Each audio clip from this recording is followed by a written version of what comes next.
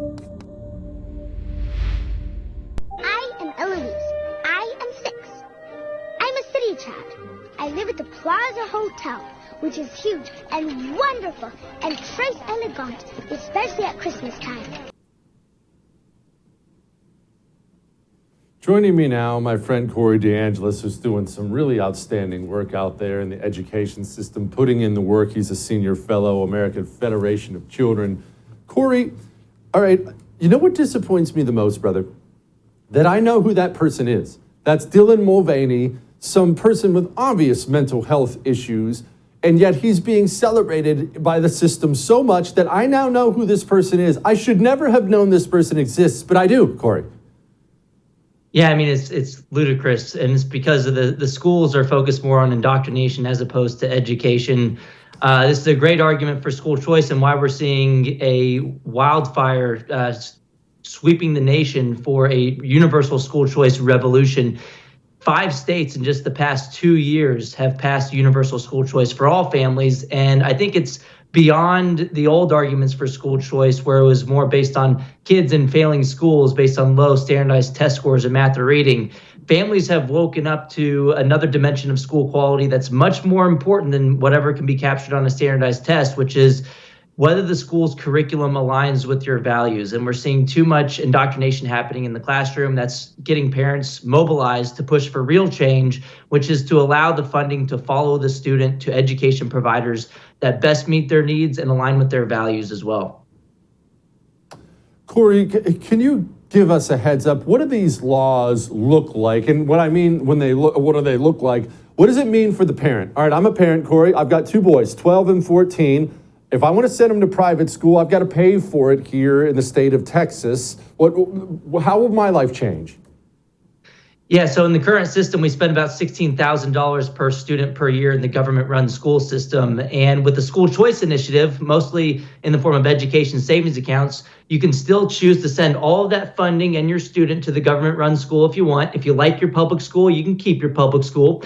But if not, you can take a portion of that funding to an education savings account, and you could use it for private education, such as tuition and fees. You could use it for micro-schooling or homeschool curriculum or any approved education provider of your choosing. So it's the purest concept of the money following the child. It is the only way, I would argue, to truly secure parental rights in education. And we're seeing so much policy victories this year. This year, we had 3 states already go all in on school choice. Just the other day, Florida, they passed the universal school choice bill, House Bill 1, backed by the Speaker. All Republicans voted in favor, 83-27 vote. Even 4 Democrats voted in favor of that bill. So the dominoes are falling, and there's not a dang thing the teachers' unions can do about it. And it's absolutely glorious, mostly because it's their own fault. We should really thank Randy Weingarten and the teachers' unions for overplaying their hand by putting too much politicization into the classroom and by fighting to keep the schools closed, which really woke parents up all across the country.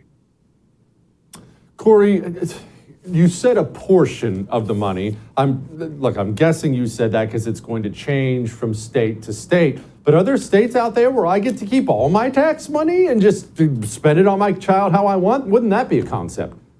Yeah, the reason I said portion is because these are bills passed at the state level, and state funding for education is only about typically half of total funding. So the public school districts get to keep the local funding and the federal funding. We're only talking about the state funding that follows the child. So when the defenders of the status quo start to shriek about the dismantling of public schools and how this will defund the public schools, they conveniently leave out that the public schools get to keep thousands of dollars per student for kids they're no longer educating each year, even when they lose to their competition. Just imagine if you stopped shopping at Walmart and you wanted to go to Trader Joe's, and Walmart got to keep half of your grocery funding each year. That wouldn't make sense, but that would be a good deal for Walmart. I would argue that school choice is similarly a good deal for the public schools, that they get to keep all of that funding. They actually end up with higher per student revenues and expenditures.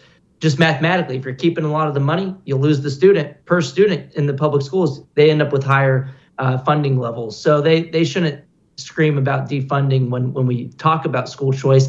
And by the way, the money doesn't belong to their institutions anyway. So School choice doesn't defund public schools. If anything, public schools defund families, and school choice initiatives simply return the money to the hands of their rightful owners, or at least the intended beneficiaries of the funding.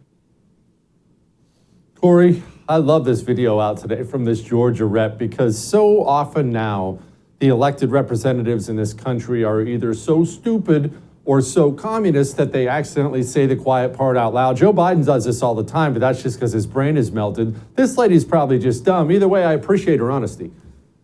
I see access as a problem. I see parents being able to direct their child's education, and they are already in the lower 25 percentile, meaning a lot of those parents did not finish high school and could not finish their own education. I am extremely concerned that we would put money in their hands in that entire piece of life in the hands of parents who are not qualified to make those decisions, and they don't have the money to put in the difference that their child would need to attend a private school if there were one in there already in their. I am for private schools. All of my children graduated from private schools, but I am not for them if we take public school dollars and use them for private schools. We paid for it, and we were able to.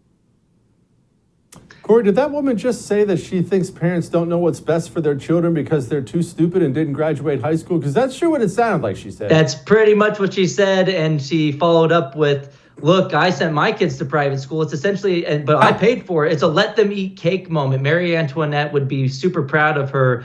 But it's funny because the same party, Democrats, typically want the taxpayer to pay for everything else. But when it comes to K-12 education, it's all of a sudden they adopt this pull yourself up by your bootstraps mentality. But when it comes to higher education, they want free college. When it comes to pre-K, they want the government to pay for, or the taxpayer to pay for that as well. It's because the teachers' unions own the Democratic Party. Randy Weingarten, who I just mentioned, over 99.9% of the campaign contributions from American Federation of Teachers went to Democrats in 2022. So it puts the Democratic elected officials like this one in a very tough position when it comes to taking these votes, because the power dynamics just shine a light on their logical inconsistencies that they must put forth, because they have to listen to whatever the teachers union wants, and that's a monopoly. And so they start to talk like they're elitist and that the poor parents can't choose. Perhaps they also deeply believe that, and that would be even more problematic. She was able to choose for her kids.